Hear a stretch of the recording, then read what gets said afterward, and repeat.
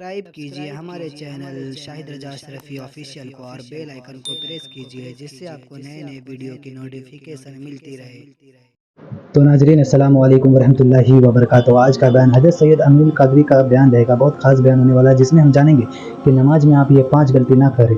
وہ کون سے 5 غلطی ہے تو اس بیان میں ہم جانیں گے، تو پورا بیان ضرور سنیں اور اس پر عمل بھی کریں۔ تو چلیے بیان شروع کرتے ہیں۔ قوم کا بہت بڑا المیہ ہے۔ کتنے سال سے پڑھ رہے ہیں؟ 40 سال سے۔ کتنے سال سے؟ 35 سال سے۔ کتنے سال سے؟ 50۔ سجدہ کن کن ہڈیوں پہ کرنا اور کتنی ہڈیوں پہ کرنے کا حکم ہے؟ حدیث پاک میں سجدے کا کوئی طریقہ بتایا ہے نا، کتنی ہڈیوں پہ سجدہ کیا جاتا ہے نہیں معلوم۔ مولانا جب بچپن میں مسجد گئے تھے تو سب کو جیسے سر زمین پہ رکھتے دیکھا، ہم نے بھی رکھنا شروع کر دیا۔ تجارت سیکھ کر کریں گے، بائک سیکھ کر چلائیں گے، کمپیوٹر سیکھ کر چلائیں گے، موبائل سیکھ کر چلائیں گے، سارے کام سیکھ کر کریں گے، اور اللہ کی عبادت بغیر سیکھے۔ اور کیا کہیں گے؟ ارے مولانا چھوڑو، یہ کیا لوگوں کو باریکی میں پھنسا رہے ہو تم لوگ؟ یہ مولانا لوگوں نے دین بہت مشکل کر دیا، اللہ نے آسان کیا تھا۔ مولانا کی کیا حیثیت؟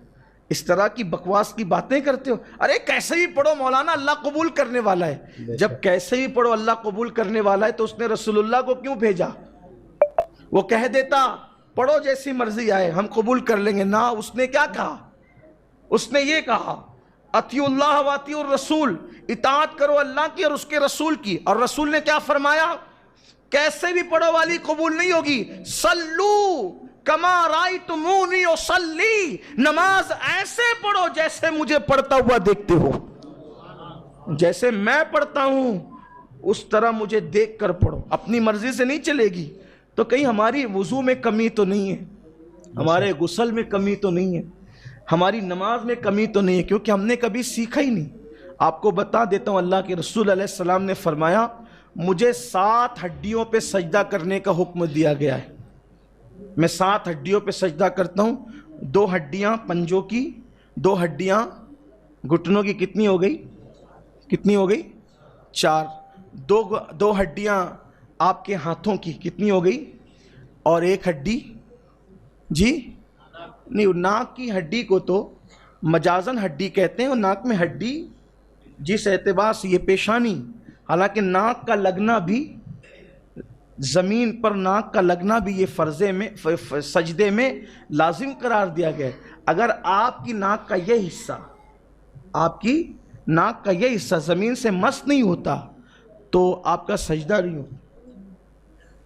اللہ کے رسول علیہ السلام نے کہا کہ مجھے یہ پیشانی کی ہڈی گنی گئی ہے سجدے میں، ناک کی ہڈی اگرچہ نہیں گنی گئی ہے، لیکن اس کو احناف کے نزدیک سجدے میں لگانے کا حکم ہے کہ اگر آپ نے نہیں لگایا، حالانکہ جو امام شافعی، امام مالک اور دوسرے ائمہ ہیں ان کے نزدیک سجدے کے احکامات الگ ہیں، لیکن یہ 7 ہڈیوں کے قائل وہ بھی ہیں۔ تو اللہ کے رسول علیہ السلام نے فرمایا۔ اس کے بعد سجدے میں آپ کتنی دیر تک رہیں، کیا پڑھیں، رکوع میں کتنی دیر تک رہیں، کیا پڑھیں، قیام کیسے کریں۔ ابھی آپ پوری مسجد کو کبھی دیکھیں، نماز کوئی ہاتھ ایسے لٹکایا ہوا ہے، کوئی ایسے باندھا ہوا ہے، کوئی کسی نے کچھ پکڑا ہوا ہے، کسی نے کچھ پکڑا ہوا ہے، یعنی کہ ہماری نمازوں کا حال یہ ہو گیا۔ کوئی کھجا رہا ہے، کوئی داڑھی سے کھیل رہا ہے، کسی کی پوری بٹن کھلی ہوئی ہے۔ کتنی شرم آتی ہوگی اس وقت، بولنے بھی اچھا نہیں لگتا۔ نوجوان لڑکے، بلکہ نماز لوگوں کی فاسد ہوتی ہے۔ نوجوان لڑکے آج کل کے جو نماز پڑھتے ہیں، جینس پہن کر آتے ہیں، شارٹ پہنتے ہیں، جب وہ رکوع میں جاتے ہیں تو رکوع میں جانے سے تو اوپر کے کپڑے کھنچ جاتے ہیں، نیچے کے کپڑے اگر وہ بیلٹ وغیرہ لگا ہے اور کپڑے سخت ہیں وہ ایسے اٹھ جاتے ہیں، تو یہ جو کمر کی ہڈی کا حصہ ہے وہ کھل جاتا ہے، اکثر و بیشتر کھل جاتا ہے۔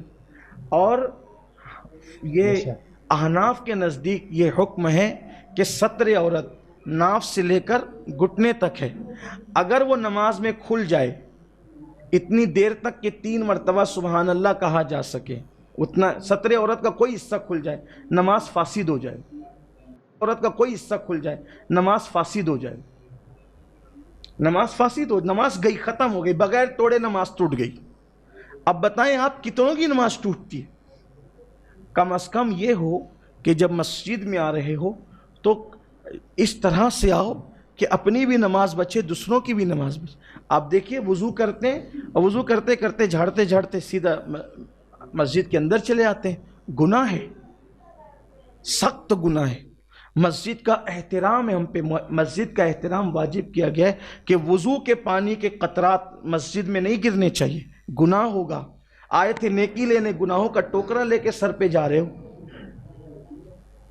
ہم آپ کو مشکل نہیں کرنا چاہتے، لیکن یہ کہ جب آپ اسکول جانے کے آداب سیکھ چکے، آفیسروں کے درمیان جانے کے آداب سیکھ چکے، تو اللہ کی بارگاہ کا ادب بھی تو سیکھ لو، کیونکہ یہ اللہ کی بارگاہ جسے مسجد کہتے ہیں. مسجد میں آؤ تو ادب سے آؤ. حضرات صحابہ کرام رضوان اللہ تعالی علیہم اجمعین جلدی سے مسجد کی دیوار کو ٹیک بھی نہیں لگاتے تھے. اللہ کے رسول علیہ السلام فرماتے ہیں جو مسجد میں دنیا کی باتیں کرے اس کا دین میں کوئی حصہ نہیں. آقا فرماتے ہیں ایسے لوگ پاؤ تو ان کے ساتھ بیٹھنا بھی مت. یعنی مسجد میں کیا آپ نے کپڑا پہنا، ایک کپڑا کتنے میں خریدا، یہ دنیا کی بات. آج کل الیکشن میں کیا چل رہا ہے، دنیا کی بات، ناجائز ہے. اللہ کے رسول نے فرمایا ان کا دین میں کوئی حصہ نہیں ہے جو دنیا کی بات کرتے ہیں. مسجد میں یا اللہ کا ذکر ہوگا یا واعظ و نصیحت ہوگی. مسجد میں دنیا کی بات، آپ سوچیں نا صحیح، سبزی کیا بھاؤ چل رہی ہے نہیں پوچھ سکتے آپ مسجد میں، نکلو باہر.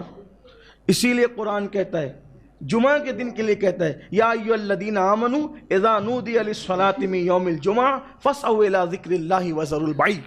ایمان والو، جب تم جمعہ کی اذان سنو کاروبار بند کرو، مسجد میں آ جاؤ، اللہ کا ذکر کرو نماز کے لیے. جب نماز ہو جائے تب یہاں پر باتیں سٹکارتے نہیں بیٹھنا، ادھر کیا چل رہا ہے ادھر کیا چل رہا ہے. کیوں؟ کیونکہ مسجد میں دنیا کی بات کرنا انسان کی نیکیوں کو ایسے کھاتی چلی جاتی ہے جیسے آگ لکڑیوں کو کھاتی. آپ کی نیکیاں باہر ہوتی رہتی آپ کے نام اعمال سے جب آپ دنیا کی بات مسجد میں کر رہے ہوتے ہو. یا اللہ کا ذکر کرو یا مسجد میں عبادت کرو، ورنہ پھر قرآن کیا کہتا ہے جب جمعہ کی نماز ہو جائے تو کیا کرو؟ فَإِذَا قُضِيَتِ الصَّلَاةُ فَانْتَشِرُوا فِي الْأَرْضِ. فَإِذَا قُضِيَتِ الصَّلَاةُ فَانْتَشِرُوا فِي الْأَرْضِ. مسجد سے باہر نکل جاؤ، جب نماز پڑھ لو مسجد سے باہر نکل جاؤ. مسجد کھڑے رہنے کی جگہ ہے ادب کے ساتھ. قوموا للہ قانتین، ادب سے کھڑے رہنے کی جگہ ہے، وہ پڑے رہنے کی جگہ نہیں ہے. مسجد کو پڑے رہنے کی جگہ نہ بناؤ. فَإِذَا قُضِيَتِ الصَّلَاةُ فَانْتَشِرُوا فِي الْأَرْضِ. جب نماز پڑھ چکو مسجد سے باہر نکل جاؤ، زمین پہ پھیل جاؤ اور اللہ کا فضل تلاش کرو، یعنی اپنے کاروبار سے لگ جاؤ. دنیا کی باتیں نہیں کرنا مسجد. اللہ کے رسول نے فرمایا قیامت کی نشانیوں میں سے ایک نشانی ہے کہ مسجدوں کے اندر لوگ دنیا کی باتیں کریں گے، تم ان کے قریب بھی مت بیٹھنا، ان کا دین میں کوئی حصہ نہیں ہے. تو بات میں اپنی ختم کر لوں، وہ 15 باتیں، لیکن اگر اس کو کریں تو بہت وقت جائے گا. لیکن یہ ایک بات جو کہہ رہا تھا کہ روزی کی تنگی کا اللہ اس کو شکار کر دیتا ہے. تیسری بات جو دنیا میں اس کو مصیبت پہنچتی ہے، اللہ کے رسول علیہ السلام فرماتے ہیں وہ ذلیل ہوتا رہتا ہے. آقا فرماتے ہیں وہ ذلیل ہوتا رہتا ہے. لوگ کہتے ہیں مسلمانوں کی ذلت کا سبب کیا ہے؟ ہم کہتے ہیں 1450 سال پہلے بیان کر دیا گیا، اسی طرف توجہ کرنے کی ضرورت ہے. بہت کوئی نئی چیز لانے، کوئی مفکر اب کوئی بات ہمیں نئی نہیں دے گا، کوئی مقرر ہمیں کوئی بات نہیں دے گا. رسول اللہ سے بڑھ کر کے فکر کرنے والا، تدبر کرنے والا، اصلاح امت کرنے والا، قوم کو جگانے والا، بیدار کرنے والا کون ہے؟ حضور نے اتنا بڑا ذخیرہ دے دیا ہے.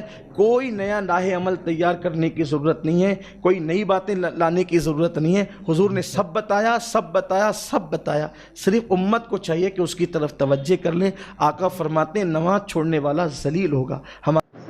تو ناظرین ویڈیو بہت اچھی لگی تو ضرور ویڈیو کو لائک کریں، ہمارے چینل پر نئے ہیں تو ضرور سبسکرائب کریں اور اللہ سے دعا کریں کہ اللہ ہمیں نیک عمل کرنے کی توفیق عطا فرمائے، ہر بلا مصیبتوں سے، پریشانیوں سے، آفتوں سے، بیماریوں سے حفاظت فرمائے. ناظرین آپ سے درخواست اپیل ہے کہ اگر ہمارے چینل پر نئے ہیں تو ضرور سبسکرائب کریں، سپورٹ کریں. انشاءاللہ اللہ تعالیٰ اس کا اجر ضرور عطا کرے گا، کیونکہ ایک اسلامک چینل ہے اور اسلامک چینل کو آپ سپورٹ کر رہے ہیں. تو چلیے ناظرین ملتے ہیں اگلی ویڈیو میں، تب تک کے لیے السلام علیکم ورحمۃ اللہ وبرکاتہ. دعا میں یاد رکھیں. ویڈیو اچھی لگے تو ہمارے ویڈیو کو لائک کریں اور ہمارے چینل کو سبسکرائب کریں. شکریہ.